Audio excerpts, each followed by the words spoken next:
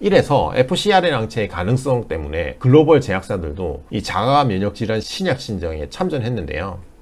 구독, 좋아요, 알림 설정까지. 안녕하세요, 약국계의 김약사입니다. 오늘은 약국계 주식 리뷰 중에 구독자께서 요청하신 질문이 있어서 그에 대한 답변을 하려고 하는데요. 구독자께서 FcRn 관련해서 다잘렉스를 비롯한 현 시장 정리 한번 해주시면 정말 감사하겠습니다, 이렇게 말씀을 주셨는데요. 사실 뭐 구독자 요청이 많이 없어서 이렇게 요청하시는 거에 대해서 답변을 해드리고 있으니까 보시는 분들도 궁금한 거 있으면 요청 주시기 바라고요. 먼저 FcRn 관련해서 다잘렉스를 비롯한 현 시장 정리라고 하셨는데, 사실 FcRn과 다잘렉스는 같은 기전의 약물은 아니거든요. 그래서 질문 좀 의도를 제가 정확하게 좀 추측을 해서 답변을 드려야 될 것 같고요. 그리고 다잘렉스와 FcRn에 대해서 모르시는 분들 많으시니까 간단하게 설명을 드리도록 할게요. 먼저 답변이 조금 제가 해석을 해서 답변을 드리는데, 다잘렉스라는 이 항암제가 SC 제형 선호도로 항암제 시장에서 그 SC 제형화를 이끄는 약물이라고 보통 이렇게 보고 있거든요. 이 FcRn 억제제의 경우도 기존 자가 면역 질환 항체 약물들과는 달리 SC 제형화를 위해서는 인간 히알루로니다제 기술 적용이 필요한 상황이다. 그래서 이 SC 제형에 대한 필요성이 커지고 있다라는 게 이 현 시장, 현 트렌드 다가 사실 이게 답변이 될 것 같습니다. 참고로 이 SC 제형화에 대해서는 저희가 알테오젠 편에서 말씀드렸다시피 그 할로자임 외에 한국에 알테오젠이 SC 제형화 기술을 보유한 유일한 기업인데요. 이러한 그 SC 제형화 추세에서 굉장히 선호되고 우리가 한번 자세히 봐야 되는 회사가 아닌가라는 이런 팁을 좀 드리고요. 이제 먼저 다잘렉스에 대해서 조금 말씀을 드리면, 다잘렉스는 CD38 발현세포와 결합하여 면역 매개와 면역 조절 기전, 세포 자멸사를 통해 직접 및 간접적으로 세포살을 유도하는 다발 골수종의 치료제로 최초로 승인된, 그러니까 완전 인간 이뮤노글로불린 G1 단일 클론 항체입니다. 이 다잘렉스는 젠맵이라는 그 항체의약품 연구개발을 전문하는 기업에서 만든 약이고요. 사실 이 단일 클론 항체 치료제라고 보시면 됩니다. 다잘렉스에 대해서는 이렇게 간단하게 좀 설명을 드리고요. 본격적으로 그 FcRn에 대해서 좀 설명을 드리고 한국 기업까지 소개를 드리려고 하는데요. 그 대형 글로벌 제약사들이 FcRn 억제제 개발에 뛰어들고 있습니다.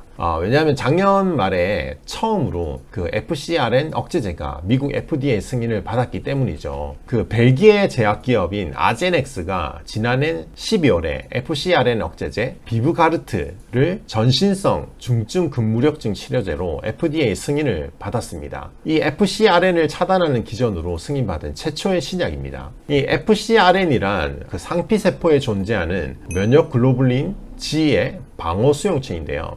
안티-FcRn 안티바디는 이뮤노글로불린 G의 세포 내 리사이클링을 작용하는 네오레탈 FC 리셉터 FcRn을 블로킹해서 체내 이뮤노글로불린 G의 소실 속도를 증가시키므로 자가 항체를 낮추어서 질환을 치료하고자 하는 새로운 기전의 약물입니다. 체내 자기 항원에 대해서 자가 항체를 발생하여 질환이 나타내는 시신경 척수염, 그리고 중증 근무력증, 천포창과 같은 중증 자가 면역 질환을 타깃으로 하고 있습니다. 그 FcRn 저해제는 적응증의 확장성이 높을 것으로 기대되는데요. 자가 항체의 원인인 자가 면역 질환에 대해서 효과를 보일 것으로 예상되기 때문입니다. 이 아제넥스는 F가 TG 모드를 이용해서 중증 근무력증 외에도 혈소판 감소증, 천포창, 만성 탈수 신경병증에 대한 임상도 진행 중에 있습니다.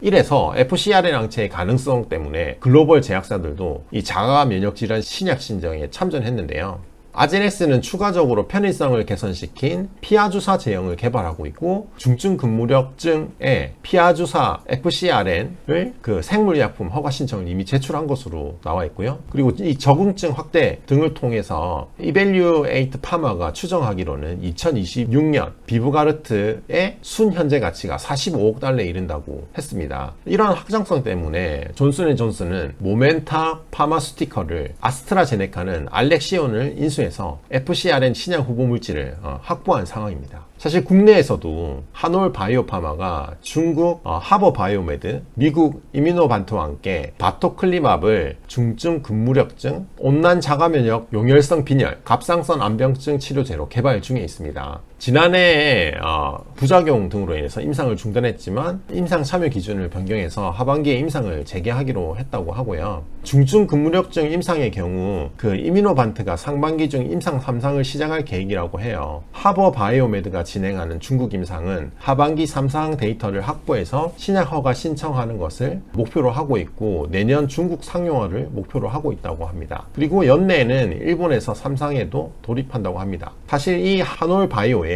HL161은 피하 주사 제형으로 개발 속도가 가장 빨라서 투약 편의성에 있어서 경쟁력을 기대하고 있는데요. 그래서 다른 글로벌 회사들도 이렇게 하고 있지만 한올 바이오파마는 이러한 SC 제형으로 분야에서 경쟁력을 가지려고 하고 있는 상황입니다. 이것으로 어쨌든 FcRn 저해제에서도 간단히 설명을 드렸습니다. 사실 굉장히 조금 어려운 내용일 수도 있을 것 같고 저도 사실 구독자를 통해서 이 주제를 보고 조금 알아보고 말씀을 드리는 내용이거든요. 그래서 조금 내용은 좀 어려울 수 있지만 바이오 기술의 이 트렌드를 보는 관점에서도 다른 분들도 한번 도움이 되실 거라 생각을 해서 한번 관련해서 리뷰를 해봤습니다.